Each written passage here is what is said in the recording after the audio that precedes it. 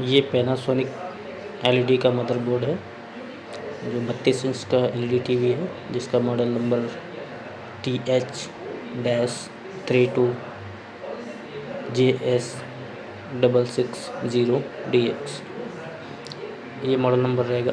और अभी जो इसमें प्रॉब्लम है और सेट पे कोई इंडिकेशन नहीं है यहाँ पे। और सप्लाई की बात करें तो इधर में इसका जो ड्राइवर सेक्शन का सप्लाई है मैं इसको डालता हूँ डीसी मोड पे। 200 डीसी मोड पे मैंने मीटर को डाल दिया है। और एक प्रॉब्लम उसका ग्राउंड है और उसका जो ये ड्राइवर सेक्शन का वोल्टेज है ये बन रहा है। और यहाँ पे 12 वोल्ट मदरबोर्ड को चलाने के लिए वही वोल्टेज आ रहा है। यहाँ पे किसी ने पहले भी काम कर रखा है। यहाँ पे देखिए मॉड्यूल लगा हुआ है, इसका सप्लाई सेक्शन खराब हुआ होगा तो इसमें सप्लाई इसने रिपेयर ना करके ये मॉड्यूल लगा दिया। बहुत ही ईजी होता लगाना, इसके बारे में कभी बाद में बात कर लेंगे। अभी कुछ लोग नए होते हैं जो कि अभी ट्रेनिंग ले रहे हैं या फिर इलेक्ट्रॉनिक में इंटरेस्ट रखते हैं तो उनकी जानकारी के लिए बता दूँ, जो भी कम्बो बोर्ड होते हैं उसमें आप देखिएगा ये जो लाइन है ऐसे लाइन ये सभी कम्बो बोर्ड में आपको मिलेगा। तो इसका मतलब ये होता है कि इस साइड का आपका कोल्ड एरिया होता है और इस साइड आपका हॉट एरिया होता है। इधर में आपके हाई वोल्टेज चलते हैं जो कि हो सकते हैं आपको 240 वोल्ट जो आपका मेन एसी आता है वोल्टेज ये वाला मेन लाइन का वो भी इसी साइड में मिलेगा आपको। और इस फिल्टर पे 300 वोल्ट। तो इस एरिया में अगर आप टच करते तो आपको 100% शॉक लगेगा। और इधर में आपका फिर कोल्ड एरिया बन जाता है जो कि इस ट्रांसफार्मर में 2 वोल्टेज आउट किए हैं। एक आपका बैकलाइट ड्राइवर के लिए 280 वोल्ट और दूसरा आपका मदरबोर्ड को ऑपरेट करने के लिए 12 वोल्ट। तो अभी जो इसका मेन प्रॉब्लम है उसके 12 वोल्ट ड्राइवर वोल्ट बन रहे हैं लेकिन इसका कोई भी इंडिकेशन नहीं है। तो बाकी के वोल्टेज हम चेक लेते हैं। ये बोर्ड आपको कई सारे मॉडल में मिल जाएगा, जैसे आपका रियलमी का टीवी हो गया 32 इंच में या MI हो गया, TCL जैसे ब्रांडों में मिल जाएगा आपको ये सेम बोर्ड। ये कम्बो बोर्ड होता है। इसकी इधर में जो इसका आईसी लगा हुआ है ये रेगुलेटर आईसी है। इसमें 2 टाइप की आईसी है, एक तो ये फिक्स आउटपुट आईसी, दूसरा ये एडजस्टेबल है। फिक्स वाले में क्या होता है, फिक्स में एक पिन आपका ग्राउंड होता है ये वाला और ये वाला इनपुट होता है, बीच वाला आउटपुट होता है। और इसका नंबर आइडेंटिफाई कैसे करेंगे फिक्स कौन सा है, तो इसमें देखिएगा यहाँ पे जो नंबर पड़ा हुआ 3.3 मतलब ये 3.3 वोल्ट आउट करता है। और ये एडजस्टेबल वाले में आपको AD का साइन मिलेगा। ऐसे ही 2 आईसी यहाँ पे लगे होंगे नीचे की तरफ।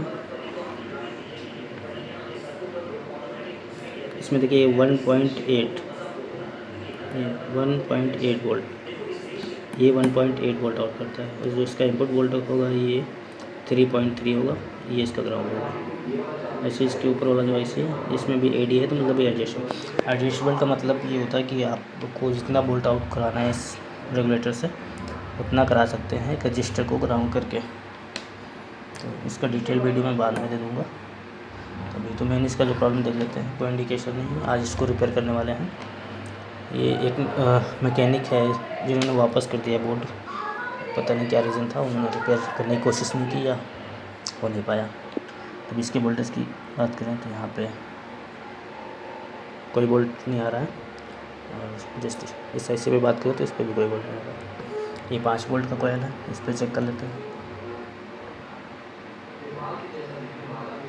तो यहाँ पे 5 वोल्ट आ रहा है। ये जो 12 वोल्ट यहाँ से आता है, यहाँ पे इसका जो आईसी लगा हुआ है ये 12 वोल्ट से 5 वोल्ट करता है। उसके बाद में इधर के जो भी वोल्टेज बनते हैं यहाँ पे आपका 3.3 बनेगा, 5 इधर आएगा, यहाँ से 3.3 आउट होगा। और यहाँ पे अपग्रेड कनेक्टर दे रखा है, अगर सप्लाई ख़राब हो जाता है, ये सप्लाई नहीं बनता है तो आप यहाँ पे 12 वोल्ट देके इस बोर्ड को ऑपरेट कर सकते हैं। इस तरफ में इसका आएगा 12 वोल्ट। तो टेस्टिंग का तरीका क्या रहने वाला है इसका, सबका अपना अपना अलग हो सकता है। तो मैं अपने तरीके से दिखाता हूँ आपको कैसे मैं चेक करता हूँ। सबसे पहले तो इसका प्लग निकाल देंगे हम। प्लग निकाल दिया। अभी इसका वोल्टेज धीरे धीरे ये 0 हो जाएगा, क्योंकि अभी इसका बैकलाइट ऑन नहीं हुआ था, इसलिए इसमें इसका जो कैपेसिटर है ये चार्ज हो रखे हैं। ये टाइप का कैपेसिटर ये चार्ज हो रखे, इसमें वोल्टेज स्टोर हो चुका है। धीरे धीरे करके डाउन हो जाएगा। तो करते हैं मीटर को ऑन कर देंगे कितना होता है।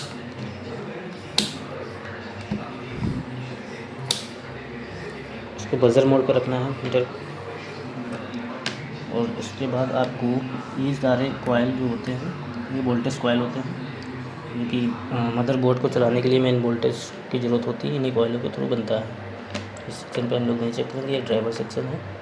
हम लोग का जो मेन काम होगा इन 2 आईसीओ पे होगा। फिर ये जो आपके कॉइल लगे होंगे इस साइड में 1 2 3 4 5, इन 5 कॉइल पर काम करेंगे। इन कॉइलों से कोई मतलब नहीं, ये स्पीकर के कॉइल है।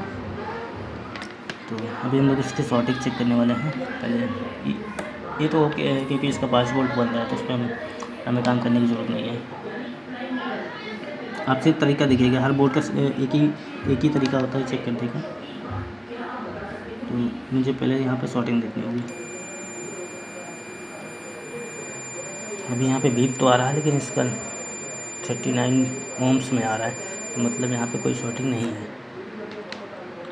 और यहाँ पे मुझे लगता है उसने इस वोल्टेज का जो कॉइल है निकाल रखा है।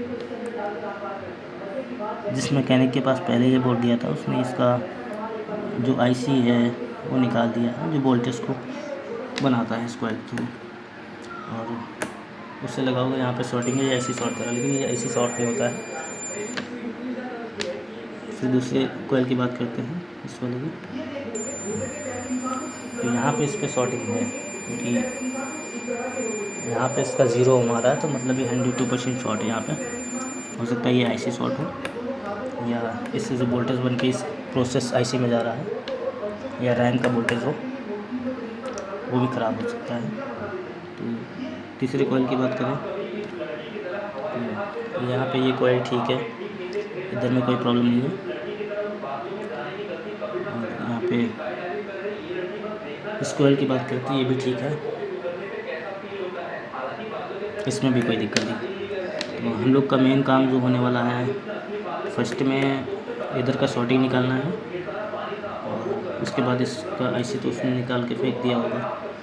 यहाँ पे हमें इसका जो भी वोल्टेज होगा वो बना के देना पड़ेगा। तो पहले इसका शॉर्टिंग चेक कर लेते हैं, फिर आपको दिखाते हैं। मैं इस पर काम कर लेता हूँ, उसके बाद मैं आपको डिटेल में बता दूँगा, क्योंकि मेरे पास कैमरा पकड़ने के लिए कोई नहीं है अभी। तो इधर इस कॉइल का ऐसे निकालने के बाद भी इसका शॉर्टिंग नहीं गया। इसके बाद मैंने इसको ट्रेस किया, ये किस वोल्ट का कॉइल है, पता चले ये 3.3 वोल्ट का कॉइल है, जो कि IR सेंसर को प्रोवाइड करता है वाईफाई मॉड्यूल को। ये वाईफाई मॉड्यूल कनेक्टर है, यहाँ पे IR कनेक्टर है। ये 3.3 वोल्ट का ही पिन है, एक इसमें जाता है 3.3 वोल्ट। इधर में कहीं शॉर्टिंग नहीं है। फिर मैंने ये प्रोसेस आईसी का हेल्थ चेक निकाला, इधर में मैंने चेक किया, एक स्टेप मुझे दिखा।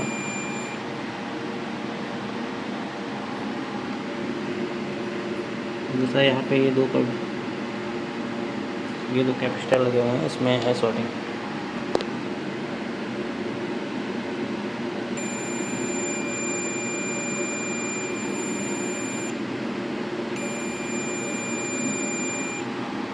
अभी इन 2 कैपेसिटर को ओपन करते हैं।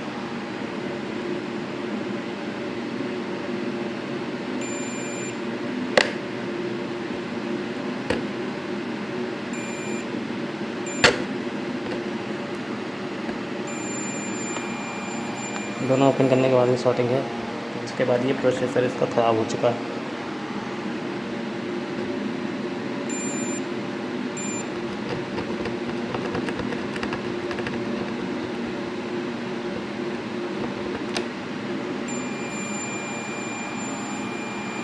ये रिपेयर नहीं हो पाएगा क्योंकि इसका मेन आईसी ख़राब हो गया।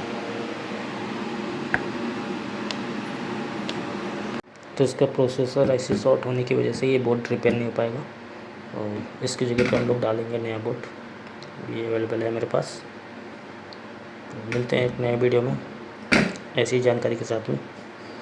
अगर आपको वीडियो अच्छा लगा तो चैनल को सब्सक्राइब कर लें और लाइक कमेंट शेयर जरूर करें। धन्यवाद।